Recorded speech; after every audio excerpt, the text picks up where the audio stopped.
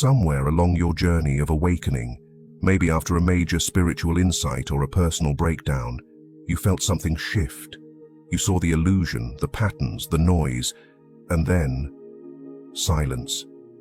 At first it was powerful, even empowering, but slowly that sense of meaning just vanished. Not overnight, not dramatically, quietly, like your soul turned down the volume on life and forgot to turn it back up. You stopped chasing, you stopped caring, not in a reckless way, just in that quiet, existential sigh kind of way. The question started whispering louder. Why do I feel so numb now that I finally see the truth? There's a strange paradox here. We expect spiritual awakening to ignite our passion. But for so many, especially the deeply introspective types, the empaths, the seekers, it does the opposite. It empties us. I remember talking to a friend, super bright, spiritually attuned, obsessed with all the right books, Eckhart Tolle, Alan Watts, Krishnamurti. Then she had a massive awakening after a dark night of the soul. She got it. She said she saw through the illusion of identity, ego, chasing external success. And yet 2 months later, she was staring at her ceiling, barely able to get out of bed. She told me, I used to cry over not achieving enough. Now I don't care whether I do anything at all. I thought awakening would light me up, not leave me like this. Carl Jung, the father of analytical psychology, hinted at this post-awakening fog years ago. He didn't talk in trendy spiritual terms, but he understood what happens when the unconscious becomes conscious. Jung said, enlightenment doesn't come by imagining figures of light, but by making the darkness conscious. That sounds beautiful, until you realize what it means. Awakening isn't the end. It's the beginning of a psychological death, the death of who you thought you were. The structures that gave your life meaning, goals, careers, relationships, even your sense of time, all collapse. But here's the catch, Jung would point out. Your ego isn't gone. It's confused. It lost its map. And without a new map, motivation disappears. So it's not that you're depressed or lost motivation. You're just in limbo. You've woken up from something, but you haven't woken up into something else yet. But here's where it gets fascinating and deeply misunderstood. What you're feeling right now isn't failure. It's not depression or anxiety in the clinical sense. It's something ancient and sacred. Jung actually warned that our modern world avoids this phase at all costs, this sacred pause, this void, this in-between. He believed it was essential for true individuation, the process of becoming your authentic self. But no one tells you about this part, do they? And that's exactly what we're going to unravel next. What's really happening in your psyche after awakening, and how this loss of motivation might be the biggest spiritual upgrade you've ever experienced, if you understand it right. Before we continue, if you're someone who loves expanding your mind and exploring the deeper layers of life, make sure to subscribe to Fractal Wisdom. This channel exists to make the invisible visible and support those navigating the weird and wild path of awakening. So if you've been floating in that post-awakening fog, wondering where your spark went, no, you're not crazy. You're going through a psychological shift most people can't name. A change so deep it doesn't just tweak your thinking, it reprograms your operating system. All the goals you used to chase, the to-do lists, the 5-year plans, the hustle culture playlists, they don't move you anymore. Not because you're failing, but because your motivation system itself is collapsing. And Carl Jung saw this coming long before it became a trending topic on social media. Let's break this down. For most of your life, your motivation came from your ego identity, the me you thought you were. You wanted to prove yourself, be seen, be successful, be loved. That's not a bad thing. It's just how human development works. Jung called this the persona, the mask we wear to function in society. But the awakening process strips the mask. Suddenly, you're not trying to be liked, you're not trying to win the game, because you see the game, and that's where it gets weird. Without the mask, your old goals don't fit anymore. They were tailored to a version of you that doesn't exist. So now you're like a character in a play who stepped off stage and can't figure out what their lines are anymore. That's why you feel unmotivated. You didn't lose drive. You outgrew the fuel that powered it.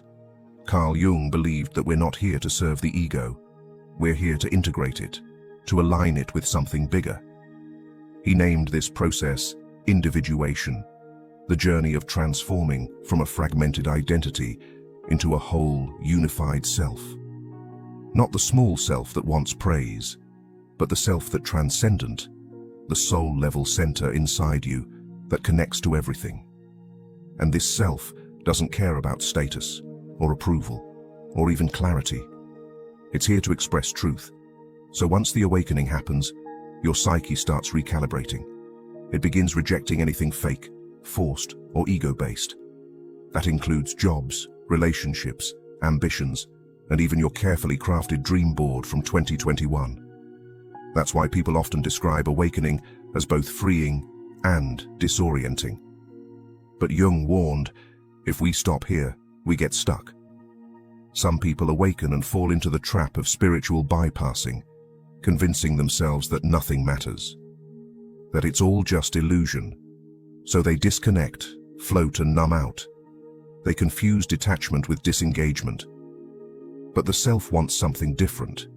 It wants to live through you. It wants to bring heaven into this human body. It doesn't reject the world. It redefines your role in it. In order to step into that, you've got to go through a weird middle phase Jung described perfectly, and few people recognize while they're in it. There's a phase after awakening that almost no one talks about. It's not glamorous, and it doesn't get thousands of likes. It doesn't look like meditating in Bali or writing profound Instagram quotes.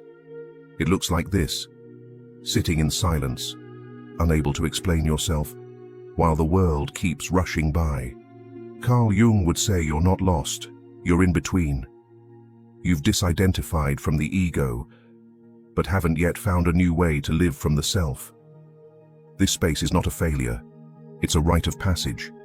But in our hyper-productive world, stillness gets misdiagnosed as laziness. Pause gets mistaken for paralysis. So you judge yourself. And that judgment blocks the very energy your soul is trying to call back. Jung had a term for this psychological pause. He called it enantiodromia, the process where things flip into their opposite. When you awaken, your inner pendulum swings from ego-driven striving to soul-level stillness. You go from "I must do everything" to "Why do anything?" And this swing is sacred. It's how balance is restored. In myth and ancient teachings, this is the hermit phase, the death before rebirth. It's the moment the caterpillar turns to soup inside the cocoon. Not a butterfly yet. Not a bug anymore.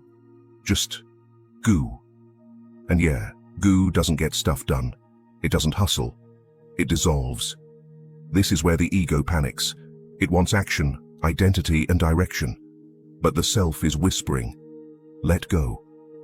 I'm building something deeper. Here's where most modern spirituality kind of skips the hard stuff. It teaches, just follow your joy, or high vibes only. And while intention and energy matter, Carl Jung would tell you, if you try to skip the darkness, you skip the gold. Jung believed shadow integration, facing the repressed, uncomfortable parts of you, is essential for becoming whole. Not optional, not extra credit. It's the core curriculum of being a human soul. This sacred nothingness you feel is where the unconscious finally has space to rise. You're not failing, you're metabolizing, and your psyche is incredibly wise. It will stall your motivation, your drive, even your access to clarity, on purpose. So you're forced to feel, witness, and reclaim what you've buried. That's the real work. And here's the beautiful twist. When you stop resisting the void, something strange starts to happen. Motivation begins to return, but it feels different this time. It's not anxious. It's not performative. It's not hustle. It's something older and something quieter. A kind of soul-led movement that feels like remembering instead of chasing. Jung called this the emergence of the self. not as a concept, but as a living inner compass. So you've walked through the void. You've felt the silence, the stillness, the deep pause. And now something new is starting to stir inside you. Not a lightning bolt and not fireworks. More like a quiet inner pull. Not to go back to your old life, but to build a new one. This is where the self begins to speak. Not in words, but in nudges, in resonance, in what Carl Jung called the symbolic life. He believed that once the ego has surrendered and the unconscious is integrated, we become capable of living from a place deeper than personality. That's when life stops being about survival and becomes about meaning. And here's an unexpected fact. It's often beautifully ordinary. When the self leads, you don't hustle, you respond. You're not motivated by fear of missing out. You're guided by what feels aligned. You no longer chase clarity. You recognize it when it arrives. Living from the self doesn't mean you'll always feel motivated in the traditional sense. You might still feel waves of fatigue, confusion, even grief. That's being human.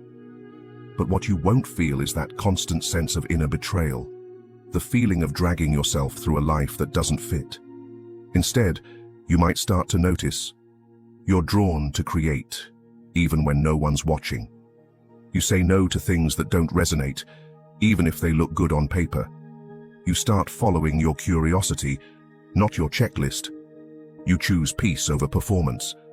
This is the new fuel. It's not adrenaline, it's alignment. Jung called this living symbolically, not in fantasy, but with soul, where you begin to trust your inner imagery, dreams, synchronicities, gut feelings, as guidance. So what does this look like in real life? Sometimes it's as simple as asking different questions. Instead of, what should I do? Ask, what's quietly calling me? Instead of, what's the plan? Ask, where is life nudging me? Instead of, how can I prove myself? Ask, what feels honest? You begin to participate with life instead of trying to dominate it. And this doesn't mean giving up ambition. It means transforming it. Ambition becomes devotion to truth, to presence and growth. And the irony is, that kind of energy gets things done way more effectively than ego ever could. But now it's sustainable. Now it's soul-powered. This is the self's motivation, not to impress, but to express. And it often leads you to create, serve, heal, teach, and build. Not because you should, but because your whole being says, yes. So if you've been feeling like your spark is gone after awakening, it's the old fire that burned down so that you could find a deeper flame, one that doesn't flicker when external winds blow. Carl Jung didn't promise an easy path.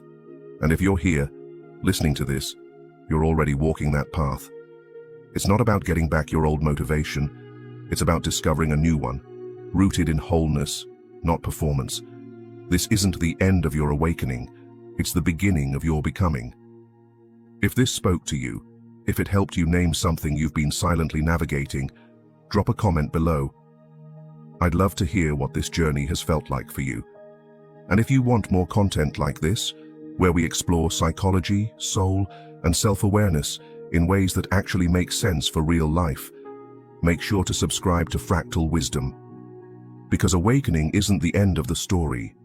It's where the real story begins.